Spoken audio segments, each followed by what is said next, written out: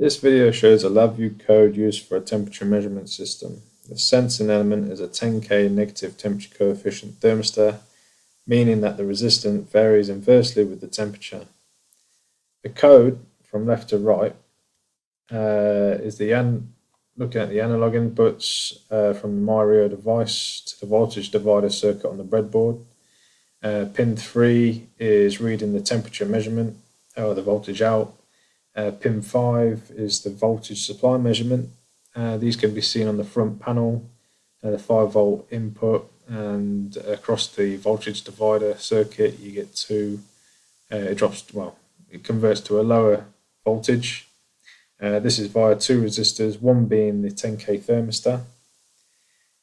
From here, the signal measurement is fed into a natural log node, which is then transferred to the Steinhart formula, where using these three coefficients ABC, which can be found on the data sheet, converts a result which is then passed into a temperature conversion case structure. This case structure has a total of 6 temperature conversions, each with its own formula. Once converted, a numeric readout on the front panel. This is for Steinhart, this is for beta.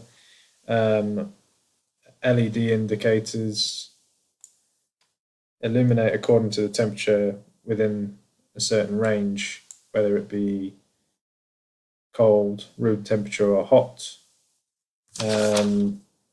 The digital outputs from the Mario connector pins 11, 13 and 15 provide signal to the LEDs on the breadboard.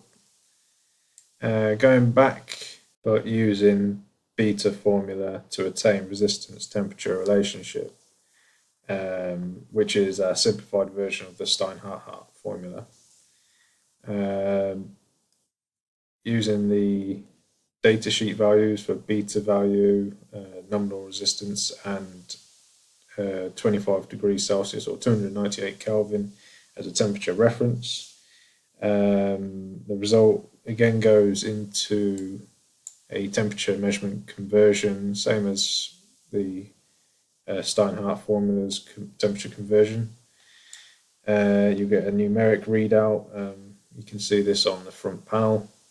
This is for the Steinhart formula, currently reading at 19 degrees. Using the beta formula, the reading I'm getting is approximately 0.18 degrees higher.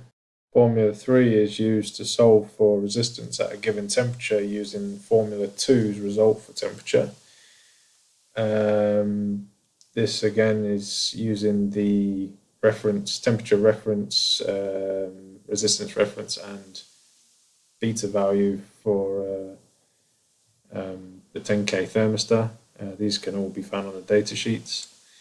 And that is the end of the LabVIEW code. I'll just quickly show that when the temperature goes up, as you can see, it's 21, 22 degrees, 23 degrees.